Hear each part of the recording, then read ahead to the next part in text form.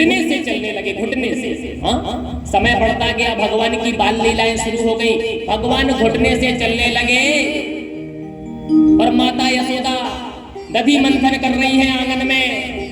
हाँ, मक्खन निकाल रही है, दधी मंथन कर रही है। वो कन्हैया पीछे से आते हैं घुटने से और मैया की साड़ी, मैया के वस्त्र खींचते हैं। मैया मुझे मक्खन चाहिए। छोटा सा बच्चा ऐसे तो इशारे करता है। तो यशोदा मैया मथानी को छोड़ करके, मथानी की रस्सी छोड़ के लाला के लिए मक्खन निकाल करके उसके मुंह में खवा देती है और लाला पूरे मुंह में वो मक्खन लगा करके पूरे आंगन में पैजनियां पहन के छम छम छम छम करते हुए लाला घुमक घुमक के चल रहे हैं। धूल भरे अति शोभत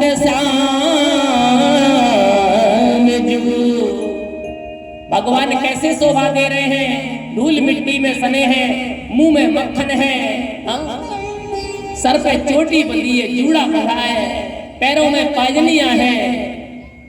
धूल भरे अति सोहत श्याम जो और तैसी बनी सिर सुंदर चोटी, तैसी बनी सिर सुंदर चोटी और खेलत खात फिर अंगना पग पैजनी बाजत पीरी कछोटी। पीरी कछोटी का मतलब पीला वस्त्र पहने हैं, पीली फ्रॉक पहने हैं भगवान, इसलिए ठाकुर जी को पीला वस्त्र सबसे ज्यादा प्यारा है। और जो भी मैया पीले वस्त्र ज्यादा पहनेगी, ठाकुर जी की कृपा उस पर सबसे ज्यादा होती है। ठीक है, इसीलिए सुहागिन स्त्री को ज्यादा से ज्यादा लाल और पीला वस्त्र ही पहनना चाहिए। सफेद वस्त्र, काला वस्त्र, नीला वस्त्र ये सुहागिन माताओं को पहनने का अधिकार नहीं है। You have no right to bear, understand. और कल रुक्मणी जी का विवाह है, पता है कि नहीं?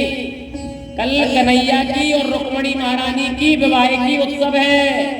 इसीलिए साड़ियां तो लाना अच्छी अच्छी, लेकिन काली नीली साड़ी लेकर के मंच पर नहीं आना। भगवान के यहाँ माता भगवती को रुक्मणी लक्ष्मी का रूप है। लक्ष्मी जी को पीला वस्त्र, लाल वस्त्र, हरा वस्त्र ये तो पहना सकती हैं, गुलाबी हो, पिंक हो चल जाएगा, लेकिन काली साड़ी, काले वस्त्र मत लाना। मैंने पहले से बता दिया।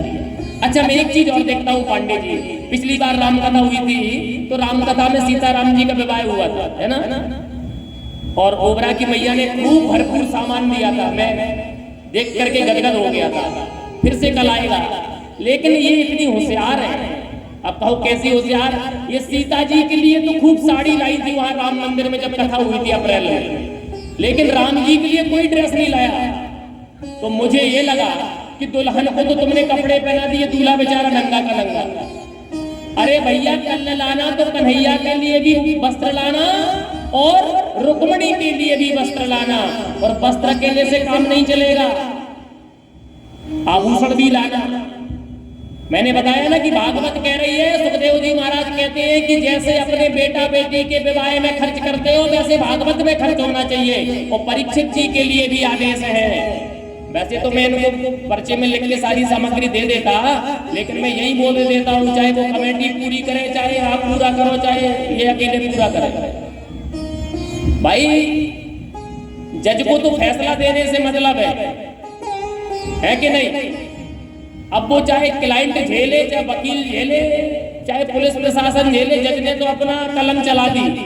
इसीलिए कल जो परीक्षित मुख्य बने हुए हैं, वस्त्र से, आभूषण से, पीतल के बर्तनों से, फल फ्रूट मिष्ठान से, जैसे कन्या का दान होता है, वो सारी तैयारियों के साथ आपको सपरिवार आना है और सभी लोगों को आना है।